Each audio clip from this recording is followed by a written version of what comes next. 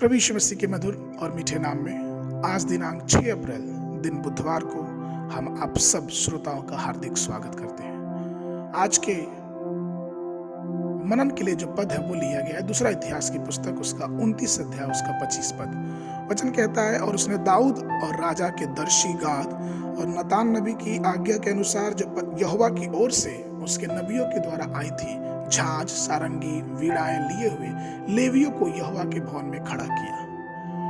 प्रभु मेरे प्रिय लोगों, भजन संगीता की पुस्तक जो है वो पृथ्वी पर परमेश्वर की स्तुति का, परमेश्वर की आराधना का वर्णन करता है। और प्रकाशित वाक्य जो पुस्तक है वो परमेश्वर के लोगों को स्वर्ग में परमेश्वर की स्तुति करने की बातों को उजागर करता है। जब हम और आप इस संसार में सांसारिक जीवन जीते हैं तो हमारा ये कर्तव्य बनता है कि हम परमेश्वर की स्तुति करते रहें। उसकी स्तुति निरंतर हमारे मुख से होनी चाहिए।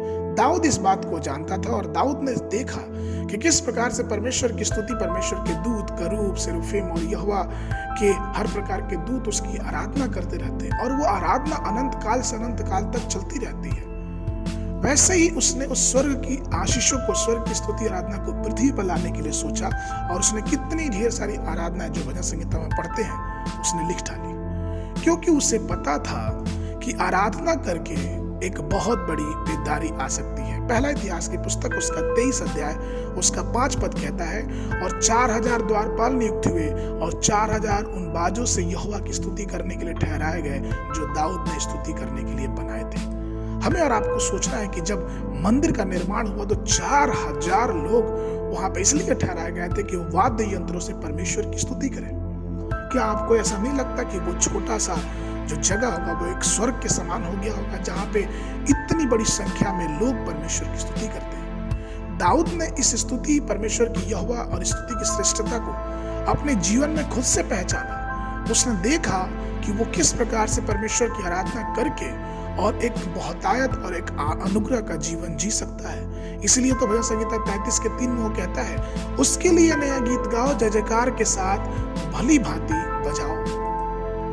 उस आराधना में जितनी सामर्थ्य, दाऊद शायद उस सामर्थ्य को पहचानता था। कई बार हमारे बचपन के समय में मुझे याद है कि हम लोग कई तरह के गीत गाते थे कि हमारे सफेद वस्त्र होंगे, हमें सोने का मुकुट मिलेगा, और बहुत सारे उस आत्मिक गीतों को हम गाते थे। और जब उस गीतों को गाते थे तो हम बिना रुके एक आनंद के साथ, एक उल्लास के साथ उस गीतों को गाते थे। कई बार हम लोग के पास कोई यंत्र नहीं रहता था, कई बार हमारे पास ना गिटार रहता था ना कीबोर्ड रहता था, सिर्फ एक डफली और ताली बजा के उस परमेश्वर की आराधना में अपने दिल के गहराई से उतर जाते थे। और तब हमें महसूस होता था कि देखो, ये एक स्वर्ग जैसा आनंद है जो प्रभु अपने लोगों को देता है। दाऊद भी यही कहता है। भजन संगीता 119 के 54 में कहता है, जहां मैं परदेसी होकर रहता हूं वहां तेरी विधियां मेरे गीत गाने का विषय बनी है।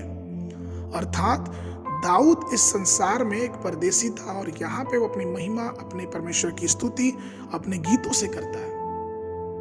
भजन संगीता उसके 35 उसके 18 में लिखा है कि मैं बड़ी सभा में तेरा धन्यवाद करूंगा, बहुत तेरे लोगों के बीच में तेरी स्तुति गाऊंगा, क्योंकि वो जानता था कि परमेश्वर की स्तुति करना कितनी श्रेष्ठ बात है। तो परमेश्वर के लोगों, आइए हम भी दाऊद के समान परमेश्वर की स्तुति, परमेश्वर की आराधना के श्रेष्ठता को अपने जीवन में पहचाने और जाने, और इस चीज को जाने कि परमेश्वर की आराधना करना एक श्रेष्ठता और एक अनुभव और एक आनंद को हमारे जीवन में लेके आता है। आज के मनन के लिए जो पद है वो लिया गया है पहला इतिहास की पुस्तक उसका 29 अध्याय उसका 11 पद। हे यहोवा, महिमा, पराक्रम, शोभा, सामर्थ और वैभव तेरा ही है, क्योंकि आकाश और पृथ्वी में जो कुछ है वो तेरा ही है। हे यहोवा, राज्य तेरा है और तू सबों के ऊपर मुख्य और महान ठहरा है। आज सुबह के लिए बाइबल अध्ययन पहला सामुएल की पुस्तक उसका 4, 5 और 6 अध्याय, संध्या के समय लूका रचित सुसमाचार उसका 9, 1 पद से लेके 17 पद तक। परमेश्वर आप सबको आशीष देवे।